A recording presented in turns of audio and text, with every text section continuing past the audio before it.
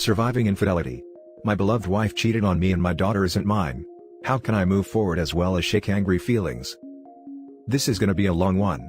My wife and I were married for 21 years.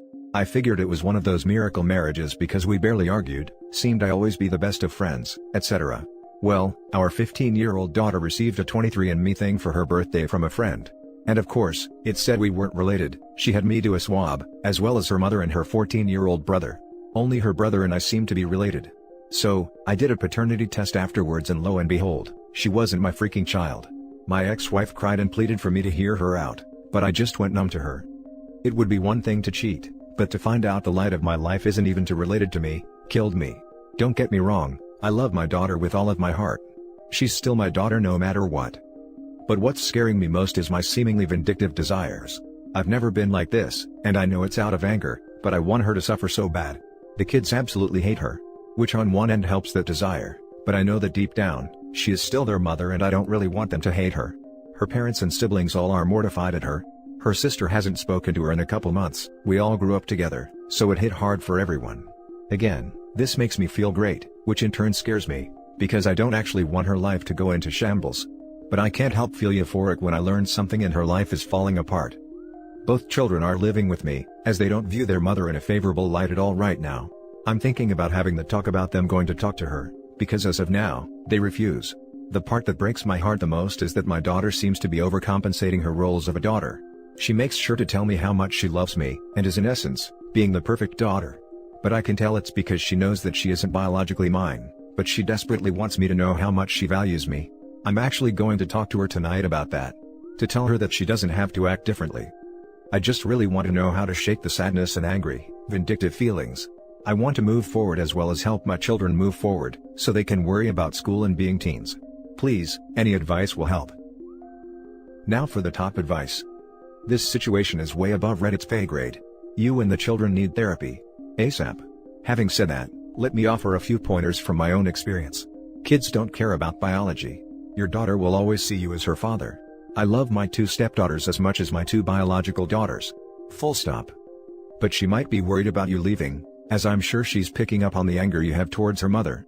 She might be wishing she could never see her mother again, and then making the jump to assuming you are having similar thoughts, and now could act on them as she isn't your daughter. You absolutely need to reassure her that you are in that dad/daughter relationship with her for the long haul. You need to channel that anger to something productive, or at least not needlessly destructive. Needful destruction could be finally demolishing that old garden wall that's been sitting there for 10 years. Assuming you are in the States, my understanding is that 14 is the age at which most courts will start to take the child's opinion under consideration. You should be consulting with your lawyer, you have one, right? About how you should be handling the children with regards to seeing their mother. In my opinion, you should be assuring the children that if they want to see their mother, that you will understand and not hold it against them. As you shouldn't. Stay strong, and channel that anger into something productive. Get therapy. Talk to other infidelity survivors. Don't drink to excess. Start working out if you don't already. Do stuff with the kids. A day at a time. That's how the hurt and anger go away. You just have to distract yourself until enough time has passed. Good luck. Having found out my dad isn't my biological dad, I cannot stress this enough. Get therapy for you and the children. It really messes with your head. It sounds as though you are a loving and wonderful father. I don't necessarily think that anger is harmful as long as it doesn't push you to bad decisions. You should be angry. And that anger will get you through the early part. It will be replaced soon enough. And your children should be angry at her as well. They have grown up with a liar. They may or may not come to not hate her. My mother's infidelity in my teens has remained with me for 40 years now. I have no use for her and she can die alone when time comes. Sorry you have joined us in this club, but there are good and helpful people here. You're still carrying the water for your wife. Stop that. Let the kids decide by themselves if/when they want to talk to their mother. It's their relationship. Please don't force your teenage kids to interact with their mother. As a child whose father forced him to see his mother, I hated them both for it. I understood why, but it didn't change how I felt. Just like you, your kids need time to process this. Exactly, feeling hatred after something like this is expected and normal. If they eventually forgive her, that's fine, but it's also fine if they don't. This is a huge betrayal. Now for the next story. 11 years together, with 2 years of fidelity. So, where to begin? I was with my now ex-wife and mother of my children for 11 years. I was living blissfully unaware, thinking we had a healthy/happy relationship. Sure. At the 5-year mark of dating, she left me for a few months and started dating a guy from her work. But she came back and expressed her severe regret and swore nothing happened while we were together. We got engaged 6 months after that, and had our first son the next year. We finally were about to get married when a close friend of mine broke the news. My soon-to-be wife had been cheating on me with a few different guys for years. My close friend had a friend that worked in the same restaurant as my girlfriend, and said it was widely known that she was having an affair with 2 different people. Needless to say, I didn't believe a word. I confronted my fiancée and she denied everything, and our wedding went on as scheduled. My no longer close friend sent me a note apologizing for giving me the bad news, but standing by what was said. Fast forward another year and we welcome our second son, and life is good. 2 beautiful happy boys, career is going well, she is able to be a stay-at-home mother and all seems great.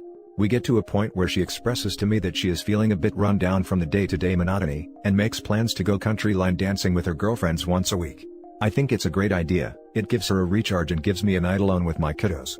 This goes on for a year or so, and again I am still blissful. Then the shoe dropped. In December, she sends me a text message while I am at work that she is moving out. Obviously shocked and devastated, I ask for answers and explanation, but only receive, "I haven't been happy for a long time." By the time I get home, she has moved all of her things out, she had cleaned out our savings account and had been renting an apartment for the past several weeks. My world is destroyed and flipped upside down. I go from coming home to my loving family and children daily, to not knowing when I will see anyone. Just to compound things, within 5 days, she is openly dating a guy from the country bar she had been visiting with her friends. Fast forward 6 months, we have arranged joint custody, spousal support, and are communicating quite well for the sake of the boys. I bring up the rumors of her cheating before we were ever married, and she finally confirms it's true and so much more. She had only been truly faithful the first year or so we dated, and had been with a number of men the rest of our relationship. Whenever she was out with her friends from work after getting off, she was with different guys. Now I don't even know for sure that my kids are mine. While I don't want her back, the pain felt the same. How could I be so blind, so unaware? I tried to be a kind and supportive husband, but I must have done something to push her away. A year and a half later, and I am used to the life I now have. I see my kids 50% of the time, and I have a very nice girl that cares deeply about me. But that doesn't change the fact that I lie awake at night and wonder if it would just be easier to end it all. I had the life I dreamed of and I lost it. I know people say it gets better, but that hasn't happened for me.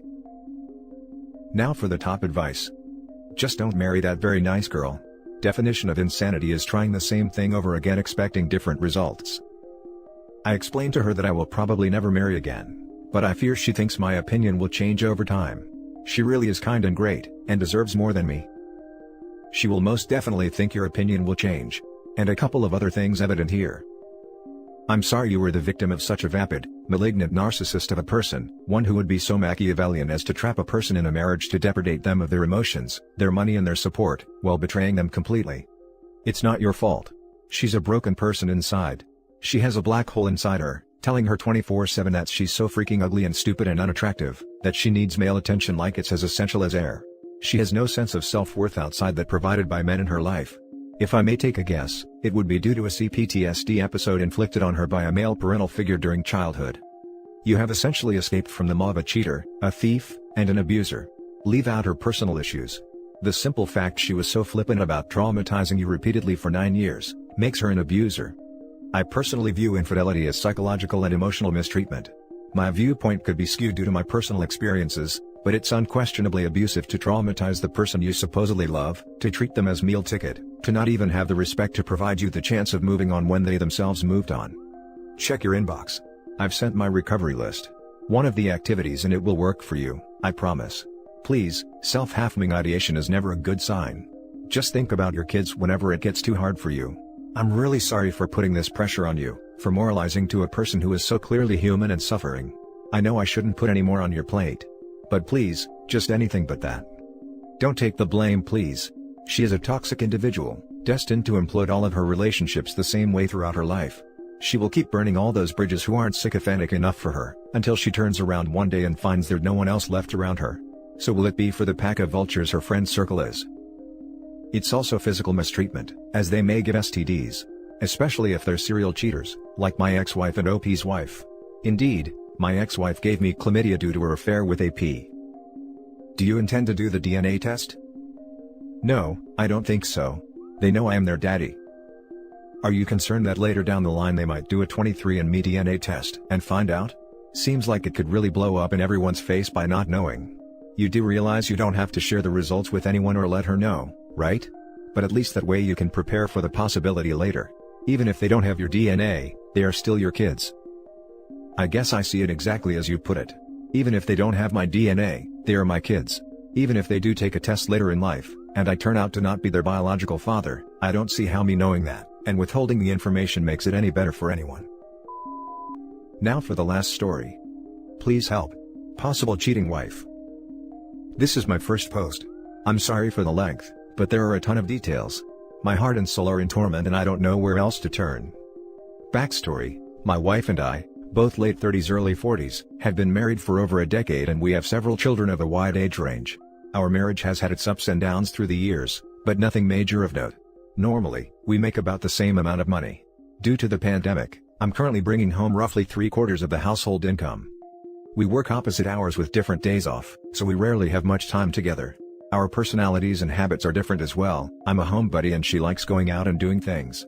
Also, she was previously married before we started dating. Her ex was a habitual cheater, which according to her, led her to have an affair and subsequently move out of their house, and later divorce. We are both heterosexual and I have never had any reason to doubt her declared orientation.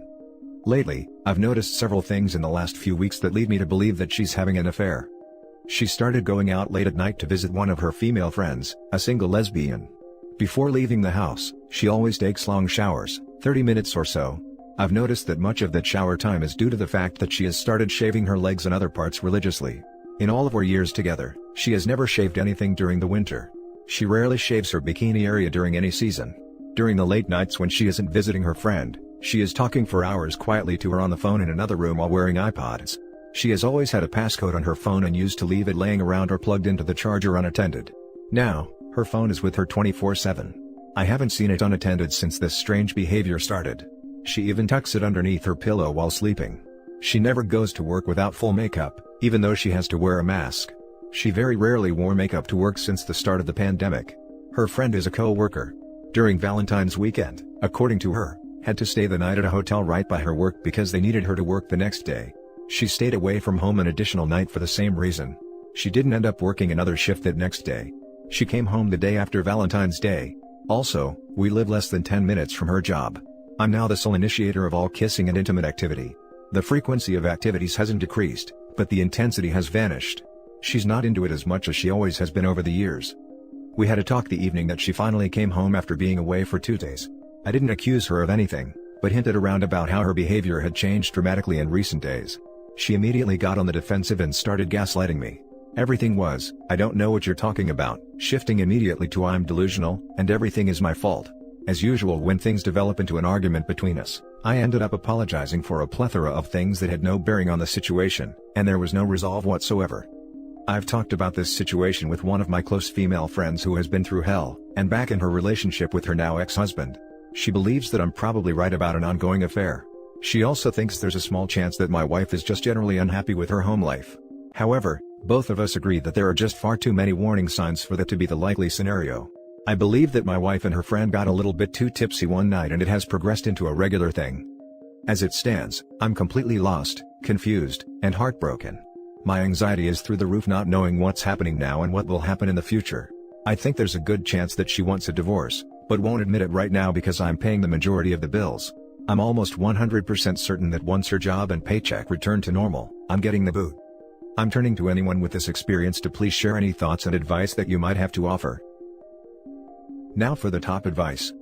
It's pretty clear here. You have to hire a PI. Don't say another word to her. Act normal. There are so many ways to catch her red-handed. Putting a tracking device in her car, their son's iPad with tracking GPS on, or putting a smartphone recording audio in the room she makes her professional phone calls, etc. But honestly, if the state is a no-fault divorce state, I don't see the point. She's 1000% cheating. He should start planning his exit with a good lawyer, and for the love of God OP, don't tell her you went to talk with a lawyer or display any card you hold until she's served or you're served. We do live in a no-fault state, which is another reason that I have considered. At this point, I'm basically seeking confirmation just so we can go ahead and end the marriage. Especially with the fact that her work in 10 minutes away. I hate reading this, it pains me so much because it brought back so many unwanted memories. Now I might only be 25 and way younger, So my knowledge of this doesn't include marriage or kids, as that might sway your choice in staying or leaving, but my ex-GF was so similar, and I have to agree with your female friend, your wife is 100% doing something behind your back. If you don't believe me, just do what I did. I kept getting red flags about my ex-GF cheating on me, and well, I was trying too hard to get into her phone. I had to know the truth, as she wouldn't admit to anything because she lived with me. I first grabbed her phone, turned it off and turned it back on while she wasn't looking. When you do that, the phone requires you to use your key code, iPhones only, and I was sitting next to her and got the passcode. I just waited for her to go to sleep, but she would always put her phone under her pillow, which was impossible to get. She was always very defensive about her phone. I couldn't get to it without her knowing. At this point, I had to know, and I just quickly grabbed her phone from her hand and ran to my car and drove off to look at it in peace. Now I know this is a violation of privacy, but with so many red flags and everything that was going on, I had to take the risk and it paid off. I'm not telling you to do what I did, but I do not regret what I did, as it opened my eyes to what was going on for months. I gotta say, you have more red flags than me, so I'm just being honest with you and letting you know to be prepared for the worst. I'm so sorry to read this, because when I found it, it crushed me to the core. The worst pain I have ever felt in my life literally was worse than my father passing away. I don't know why, but it just did. If you need anyone to talk to, message me, because God knows you're probably going to go through something much worse than me.